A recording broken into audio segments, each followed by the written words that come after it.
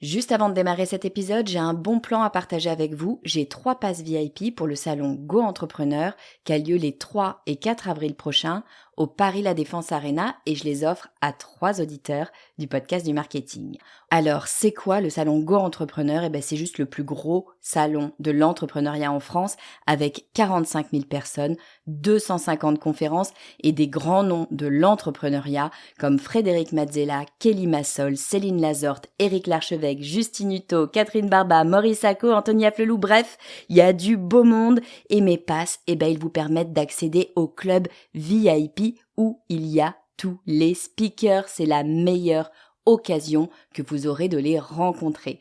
Pour participer, c'est simple, il suffit d'être abonné à ma newsletter. Je tirerai au sort 3 personnes le 29 mars. Si vous ne recevez pas déjà mes emails, il suffit de vous abonner sur lepodcastdumarketing.com/newsletter. Vous écoutez le podcast du marketing, épisode 216.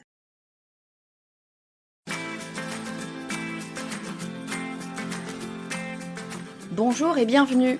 Je suis Estelle Ballot et je suis ravie de vous recevoir sur le podcast du marketing. À chaque épisode, je vous propose d'analyser les techniques marketing qui marchent, pas à pas et très concrètement, pour développer votre activité. Quand je dis marketing digital, 9 fois sur 10, on me répond réseaux sociaux. Ça me fait mal à chaque fois parce que le marketing digital, c'est tellement plus que les réseaux sociaux. Bon, mais c'est logique qu'on pense d'abord aux réseaux, on les utilise dans notre quotidien, on y passe pas mal de temps et on a l'impression qu'on survivrait pas 2 jours si on n'avait plus nos réseaux. Le problème, en fait, c'est pas qu'on pense à eux, le problème, c'est qu'on base notre stratégie digitale sur eux. Alors, je vais peut-être pas me faire que des amis avec cet épisode, mais je vous dis les choses telles que je les pense. Les réseaux sociaux nous font perdre plus d'argent qu'ils nous en font gagner. Je sens déjà le lever de bouclier de tous ceux qui se sont fait connaître sur les réseaux sociaux, voire même qui s'en servent directement pour vendre leurs produits. Alors oui, bien sûr, pour certains, ça marche. Enfin, surtout pour ceux qui savent vraiment se servir des réseaux sociaux. Le problème, c'est que c'est pas le cas de l'immense majorité d'entre nous. Alors aujourd'hui, je vous propose un épisode sans concession dans lequel je vous donne mon point de vue sur les réseaux sociaux, leurs avantages, il y en a évidemment quand même, tous leurs désavantages et comment faire pour bien les utiliser. Bon, alors on commence par les avantages. Les réseaux sociaux, bien sûr, ça a été une véritable révolution, surtout pour les petites entreprises. Quand je dis petites entreprises, je pense petites au sens très très large, c'est-à-dire surtout pour les entreprises qui n'étaient pas des multinationales ou en tout cas des entreprises qui avaient les moyens de faire un spot TV. Bah oui, parce que avant les réseaux sociaux, avant Internet, mais n'empêche que avant les réseaux sociaux, c'est les réseaux sociaux qui ont démocratisé tout ça. Avant les réseaux sociaux, si vous vouliez communiquer, il fallait passer par des gros médias. Donc bien sûr la télé, si vous n'aviez pas les moyens d'aller à la télé, bien évidemment vous pouviez faire d'autres choses, mais ça restait cher. C'était la presse ou la radio, TV, presse, radio.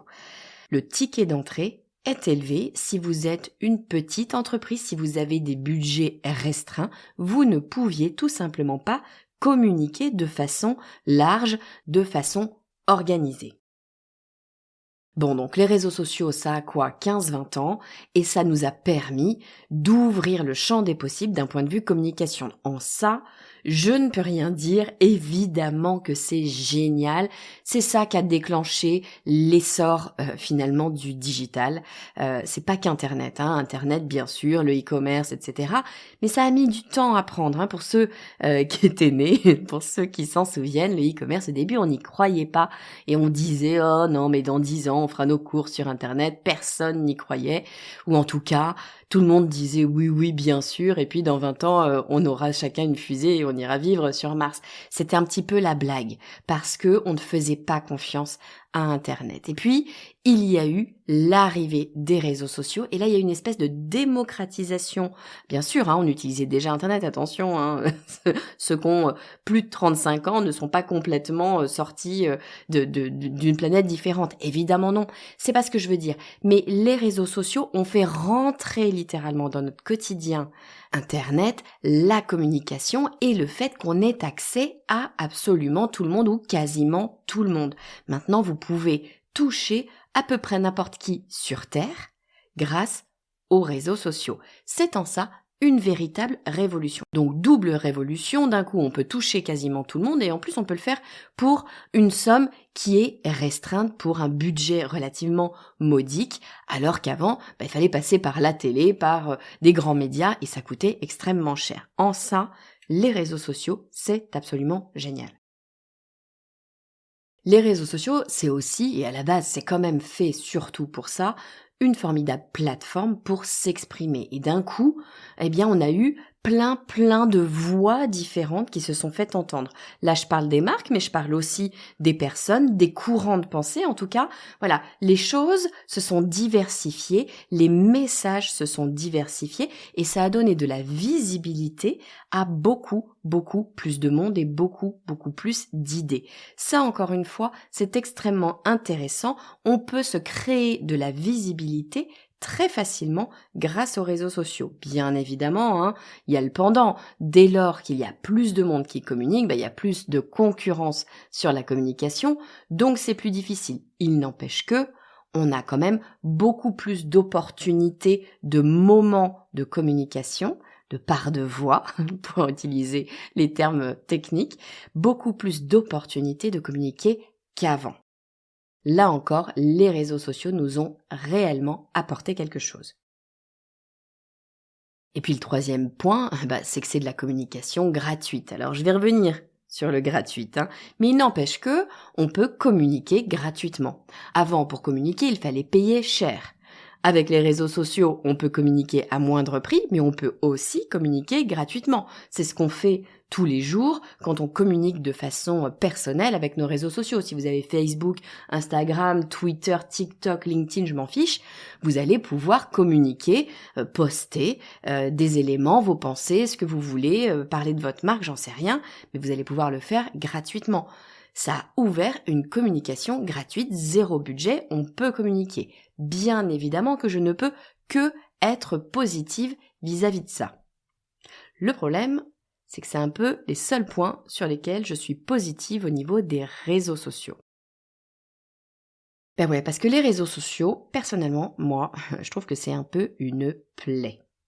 Encore une fois, je suis d'accord, ça nous offre des opportunités, mais on oublie trop souvent de dire tous les éléments négatifs que nous apportent les réseaux sociaux. Et le tout premier élément négatif, c'est que les réseaux sociaux, c'est extrêmement chronophage.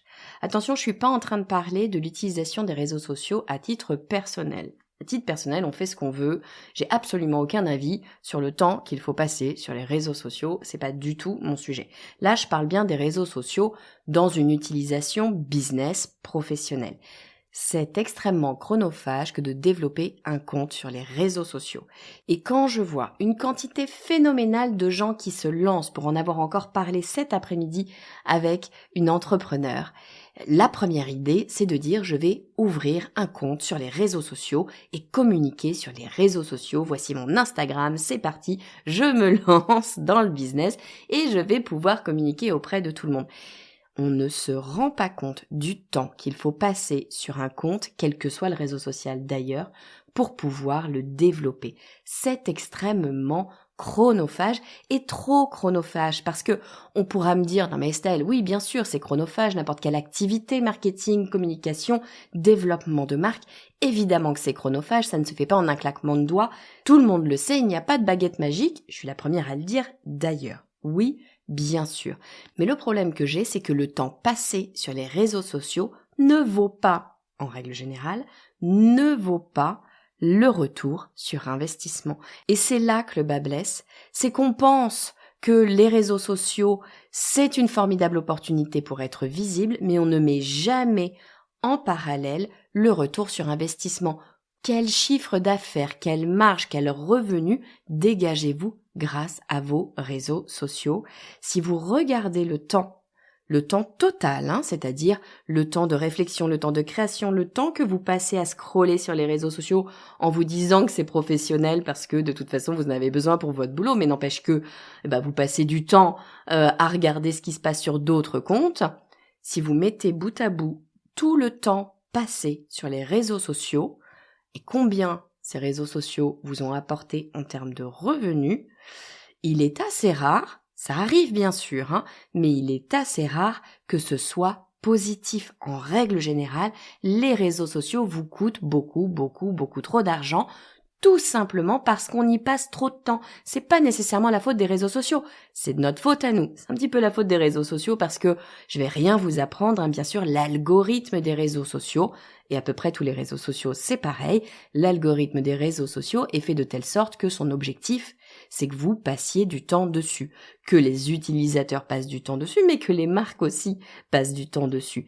Et ils y arrivent très bien, vous n'avez qu'à prendre TikTok, c'est je pense le meilleur exemple, qui a proposé un modèle qui oblige, entre guillemets, qui oblige le cerveau des utilisateurs à continuer de consommer du contenu parce que tout simplement en 15 secondes, le cerveau n'est pas rassasié, il n'a pas eu suffisamment d'informations, donc il attend l'information suivante. Ce qui fait que vous ouvrez TikTok en vous disant « je le fais pour le boulot, je vais voir ce qui se passe sur TikTok » et puis 2 heures après, vous êtes encore sur TikTok, vous n'avez absolument rien fait, vous avez peut-être récupéré 2-3 idées pour des posts, d'accord. Vous venez d'y passer 2 heures. J'exagère un petit peu le trait, mais la réalité n'est pas si loin que ça. Attention au temps que l'on passe sur les réseaux sociaux et au temps caché que l'on passe en se disant qu'on est en train de travailler, alors qu'en fait on est en train de scroller. Une deuxième raison pour laquelle les réseaux sociaux c'est extrêmement chronophage, c'est que les réseaux sociaux vous en demandent toujours plus. Qu'est-ce que ça veut dire toujours plus ? Ça veut dire que les algorithmes se complexifient. Vous n'avez qu'à prendre l'exemple d'Instagram. Instagram, initialement, c'était du partage de photos. Ok, ça prend un certain temps de prendre de jolies photos, mais finalement, maintenant, avec les iPhones et autres smartphones, c'est plutôt relativement facile. Sauf que maintenant, si vous regardez Instagram, c'est 3 algorithmes différents. Un algorithme qui gère les photos, un algorithme qui gère les vidéos courtes, un algorithme qui gère les vidéos longues. Donc, vous avez beaucoup plus de travail à faire pour pouvoir suivre l'algorithme. Et c'est le cas sur les autres réseaux sociaux, quand bien même ils sont moins complexes qu'Instagram souvent, mais il n'empêche que ils vous demandent d'avoir toujours plus de formats différents, toujours plus de publications, toujours plus. Même si vous utilisez correctement les réseaux sociaux, ça va vous demander encore plus de temps. Est-ce que ça va vous faire générer plus de revenus ? Pas si sûr. Troisième raison qui me fait dire que les réseaux sociaux, c'est pas si génial que ça, j'en parle souvent, je me permets de le redire parce que c'est tellement important, vous n'êtes pas maître de quoi que ce soit sur les réseaux sociaux. Et quand je dis pas maître de quoi que ce soit, je parle pas de être maître de votre image, être maître des vidéos, des contenus, des images que vous postez, même si c'est vrai que bien souvent en fait vous les donnez au réseau social, il faut en être conscient. Vous n'êtes pas maître aussi et surtout parce que vous devez jouer avec les règles du réseau social. Vous n'êtes pas chez vous. C'est le réseau social qui décide de ce qui va se passer, qui décide des règles d'aujourd'hui, mais qui décide des règles de demain, donc il va pouvoir faire évoluer les règles. Vous n'aurez pas le choix, vous êtes dessus, vous avez construit votre audience, vous allez être obligé de suivre les règles. Vous ne pouvez pas partir tout simplement avec votre audience, non. Votre audience, elle est sur le réseau social, vous êtes en prison, vous êtes coincé et c'est pas vous qui avez les clés, c'est pas vous qui décidez si la porte est ouverte ou fermée, vous êtes dépendant du réseau social. Et vous êtes tellement dépendant du réseau social que demain, il peut décider de couper votre compte, de supprimer toute votre audience. C'est-à-dire que tout le boulot que vous aurez fait, que vous aurez construit à la sueur de votre front, il peut le couper sans aucune raison. Il n'a pas besoin de se justifier. Il peut le faire comme il le veut et ils le font régulièrement. Non pas pour vous embêter, c'est pas nécessairement le cas. Ça arrive parfois quand vous essayez d'enfreindre les règles et là c'est autre chose. Mais c'est pas qu'ils veuillent nécessairement vous embêter, c'est que vous ne rentrez pas dans certaines cases, il vous coupe le réseau. Et là, bonjour pour trouver quelqu'un qui va vous redonner vos accès, même si vous avez une grosse visibilité, ça va être extrêmement compliqué. Bon, mais ça, on le sait, on l'a entendu 3000 fois, je me permets de le redire parce que je vois tous les jours des gens qui ont leur compte arrêté et qui se retrouvent en burn-out en se disant je ne peux plus travailler, c'est une énorme catastrophe. C'est toujours une catastrophe, attention, hein, quand on vous coupe votre compte, bien évidemment que c'est une catastrophe. C'est une beaucoup plus grosse catastrophe quand votre business est monté sur les réseaux sociaux, quand vous avez besoin des réseaux sociaux pour faire tourner votre business. Si vous avez un business qui est, je dirais, plus sain, c'est-à-dire qui a, bien sûr, une entrée via les réseaux sociaux. Je suis pas en train de dire qu'il ne faut pas utiliser les réseaux. Je suis en train de dire que les réseaux sociaux, ça doit être l'un des piliers de votre stratégie, mais vous devez avoir 2, 3, 4, 5 autres entrées qui vous permettent d'alimenter votre business. Ça ne doit pas, en aucun cas, être la seule entrée ou l'entrée prioritaire.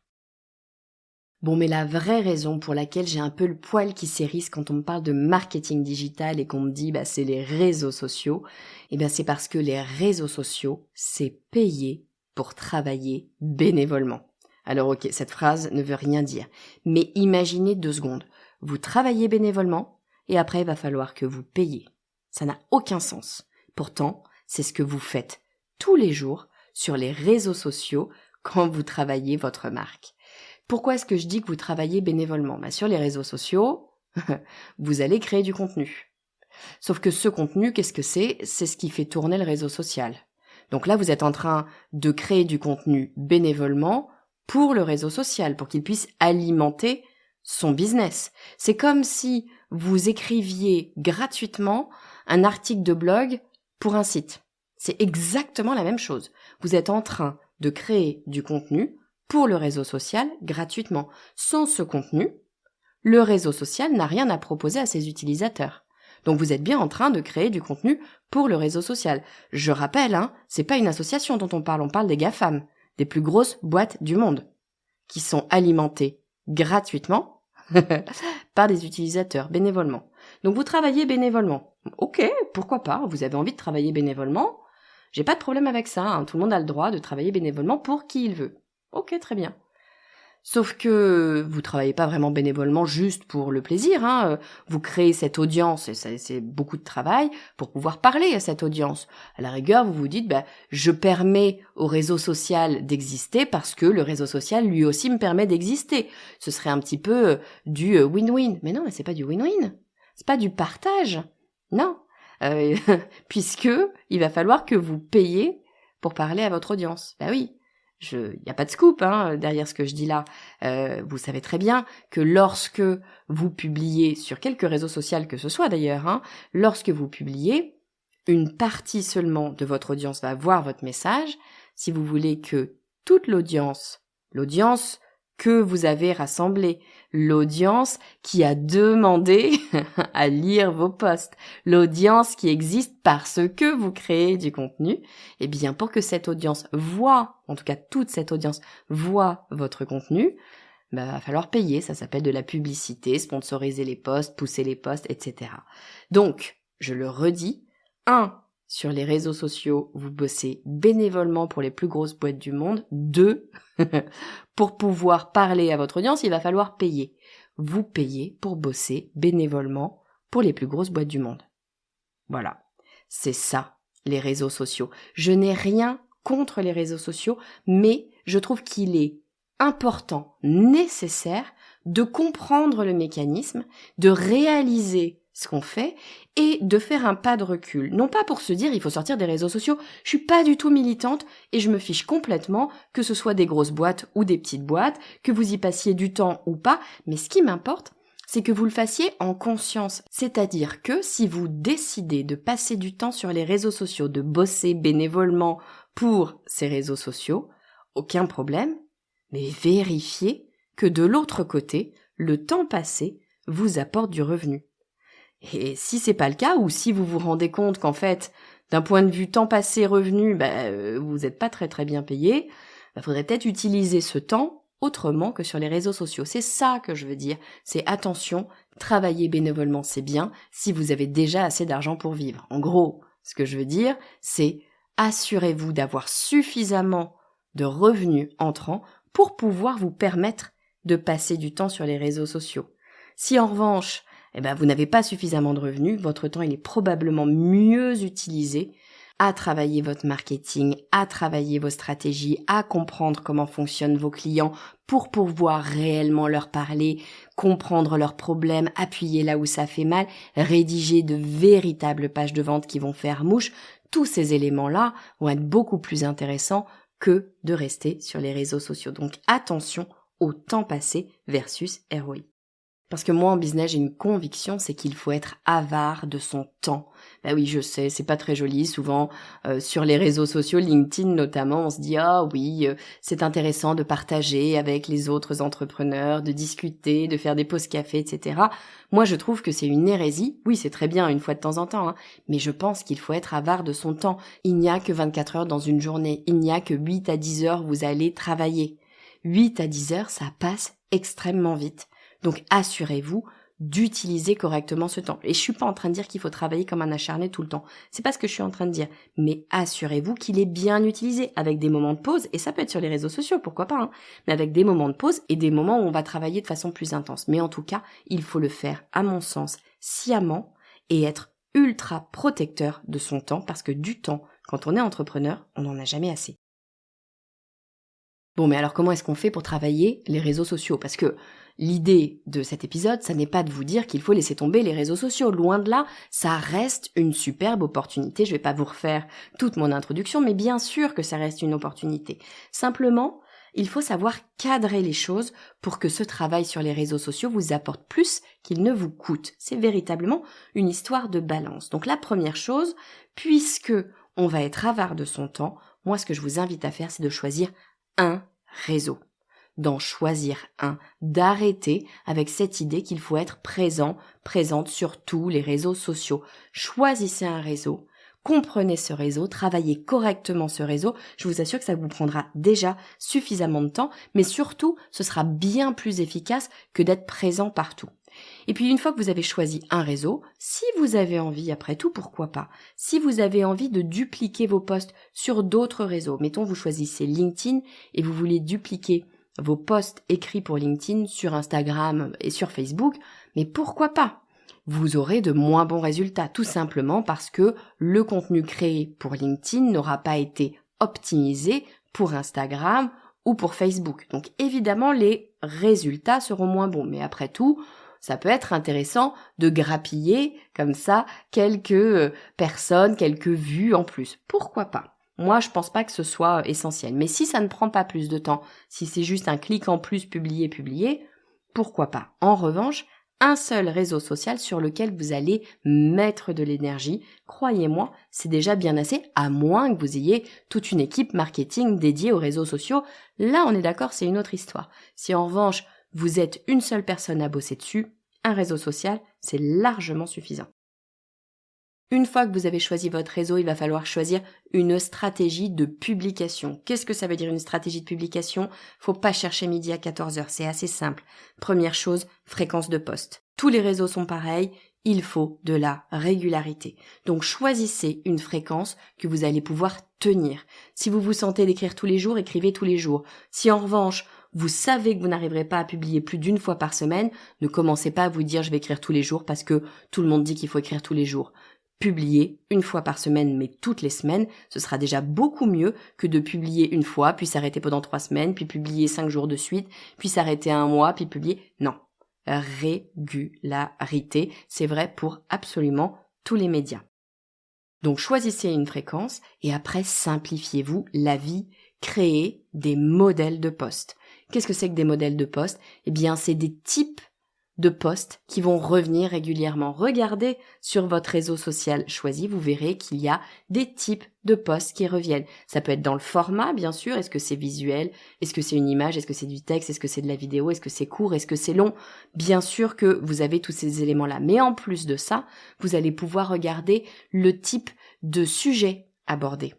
Est-ce que c'est un post qui va célébrer quelque chose? Est-ce que c'est un post qui va inspirer? Est-ce que c'est un post qui va donner un conseil? Est-ce que c'est un post qui va montrer quelque chose?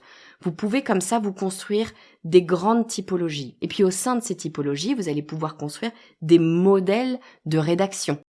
Est-ce que vous suivez un des grands modèles de copywriting? Je pense à Aida, je pense à Pass, et tous ces modèles qui existent, vous pourrez les retrouver en regardant sur Google sans aucun problème. Est-ce que vous utilisez plutôt un modèle d'un post qui a déjà bien fonctionné, soit pour vous, soit pour un autre créateur? Rien ne vous empêche d'aller voir les posts qui ont très bien fonctionné pour d'autres créateurs et de décortiquer, et vous pouvez vous faire aider de ChatGPT pour ça, de décortiquer la construction du post. ChatGPT est assez bon d'ailleurs pour ça. Vous lui donnez le post et vous lui demandez d'analyser ce post. Comment a-t-il été créé? Quel est son framework? Quelle est sa structure? Comment est-ce que les éléments sont articulés? On ne va pas vous demander de le recopier, on va vous demander d'extraire la structure logique du post. Extrêmement intéressant. Et après, vous allez pouvoir utiliser ces structures, les retravailler en fonction de ce qui vous convient bien sûr, mais utiliser une structure que vous aurez définie pour ne jamais repartir de zéro. Le but sur les réseaux sociaux, c'est de ne jamais avoir à partir d'une page blanche, parce qu'il n'y a rien de pire qu'une page blanche. Donc, ayez une certaine fréquence, ayez des modèles de post, et vous allez voir que vous allez rentrer dans une certaine routine qui va vous faciliter très largement l'écriture et donc que vous allez passer moins de temps, puisque c'est l'objectif, moins de temps sur vos publications, tout simplement parce que vous avez une stratégie. Et puis on le sait, réussir sur les réseaux sociaux, ça n'est pas que publier sur les réseaux sociaux, c'est aussi passer du temps à échanger. C'est le principe des réseaux sociaux, c'est qu'il faut avoir des interactions. Donc comment faire pour ne pas tomber dans ce que les Anglais appellent le rabbit hole, le trou de lapin, pour ne pas tomber dans ce trou de lapin qui va faire que on sera là encore 2 heures après à scroller comme ça sur TikTok frénétiquement. Première chose, vous allez commencer par enlever les notifications. Véritablement, c'est une plaie, ces notifications, enlevez-les. Deuxième chose, définissez les moments auxquels vous vous donnez le droit d'ouvrir l'appli. C'est un petit peu militaire, mais la réalité, c'est que on va directement sur nos applis, sur nos réseaux sociaux, dès lors qu'on a une difficulté. Si je suis en train d'écrire une page de vente, par exemple, c'est difficile d'écrire une page de vente, ça va être beaucoup plus facile pour moi d'aller tendre la main vers mon téléphone pour prendre une dose de satisfaction en allant sur Instagram. Refusez de le faire et définissez des moments auxquels vous avez le droit d'aller sur les réseaux sociaux. Ça vous permettra de gagner un temps absolument précieux en temps passé et ça vous évite de vous arrêter dans vos tâches. Les micro-interruptions, c'est la plaie de la productivité. Et puis enfin, définissez des temps d'interaction parce que oui, il va falloir commenter, oui, il va falloir répondre aux messages.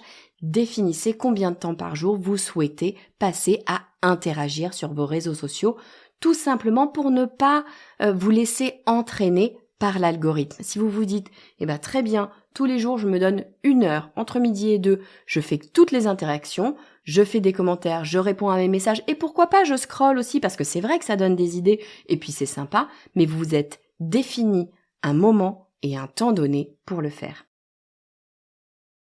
Donc voilà ce que je voulais vous dire sur les réseaux sociaux, c'est un petit peu mon coup de gueule, désolé, j'en fais pas souvent, mais véritablement, je pense que les réseaux sociaux, c'est à la fois un énorme avantage et une énorme plaie.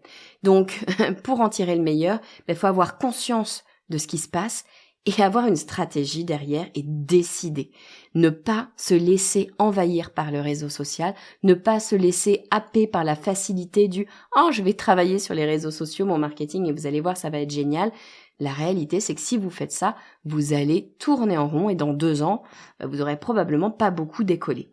Donc, je vous redonne les grands arguments que j'avais, en tout cas, dans ma réflexion. Première chose, c'est les réseaux sociaux. Bien sûr, c'est super intéressant. Ça a été une révolution, tout simplement parce que les plus petits, ceux qui n'avaient pas de gros budget, ont pu d'un coup communiquer. Ça a démocratisé la communication et le marketing. En ça, c'est absolument formidable. Ça nous a donné une visibilité qu'on n'aurait jamais eue sans les réseaux sociaux.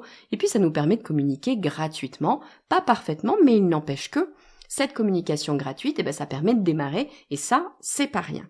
Ça, c'était pour les avantages. Les désavantages, c'est que c'est extrêmement chronophage, tout simplement parce que il va falloir produire du contenu et produire de plus en plus de contenu. Tous les réseaux sociaux se complexifient et donc, ils vont vous demander toujours plus de contenu différent, de contenu qualitatif. Vous allez devoir, pour avoir le même résultat, vous allez devoir passer toujours plus de temps à produire. Et puis, vous n'êtes pas maître de quoi que ce soit sur les réseaux sociaux, vous n'êtes pas maître de votre audience, vous n'êtes pas maître des règles du jeu, vous n'êtes même pas maître du fait de pouvoir accéder à la plateforme. C'est une catastrophe en ça, de créer un business sans être maître de ce qu'on fait. Ça me semble juste totalement délirant de fonctionner comme ça. Donc attention, gardez bien en tête, vous n'êtes maître de rien, vous n'avez même pas les clés. Et puis réellement, l'élément que je voulais que vous réalisiez, c'est que les réseaux sociaux ne peuvent pas vivre sans vous. Vous bossez gratuitement pour que les réseaux sociaux existent. Et après, pour vous remercier, les réseaux sociaux vous demandent de payer pour pouvoir avoir accès à l'audience que vous avez vous-même créée. C'est ubuesque. Donc réfléchissez-y et surtout regardez le temps que vous passez réellement sur les réseaux sociaux et combien ça vous aura rapporté. C'est ça le véritable calcul qu'il faut faire. Bon, mais alors comment est-ce qu'on fait pour utiliser les réseaux sociaux à bon escient, ou en tout cas je vous donne ma recette à moi. La première, c'est avoir conscience qu'il faut être absolument avare de son temps. Le but des réseaux sociaux, c'est de nous faire passer le plus de temps possible dessus. Donc, il va falloir construire des stratégies pour que ça n'arrive pas. La première des stratégies, c'est de se dire qu'on va choisir un seul et unique réseau social et on va le travailler réellement. Si on veut dupliquer les éléments sur un autre réseau social, pourquoi pas, mais il ne faut pas que ça prenne plus de temps. Travailler un réseau social, c'est déjà très, très chronophage. Deuxième élément, c'est justement d'avoir une stratégie de publication. Ne faites pas les choses au hasard, vous allez perdre trop de temps.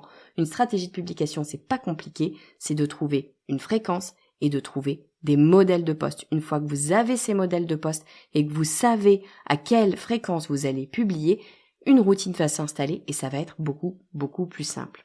Puis troisième élément, ça va être de définir des temps d'utilisation. Pour ça, vous allez supprimer les notifications pour pas être trop tenté.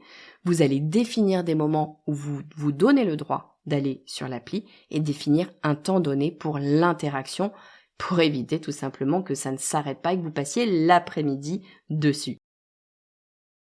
Voilà, c'était mon coup de gueule réseaux sociaux. Non pas que je haïsse les réseaux sociaux, loin de là, mais je vois trop de créateurs d'entreprises et notamment au début de la création d'entreprise qui passent un temps démesuré sur les réseaux sociaux au lieu de développer leurs produits, leur communication, leur marketing.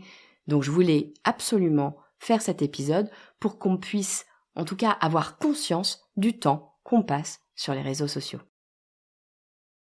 Si vous avez aimé cet épisode et si vous pensez, pourquoi pas, qu'il pourrait être utile à quelqu'un, prenez le temps de le partager avec cette personne, avec cet entrepreneur ou ce marketeur que vous connaissez et qui pourrait, trouver intéressant ce sujet des réseaux sociaux. Vous avez, selon vos applications d'écoute, un bouton de partage. En tout cas, sur Spotify, vous en avez un bouton de partage pour l'envoyer par WhatsApp, par message, par email. Faites comme vous voulez. C'est ultra facile.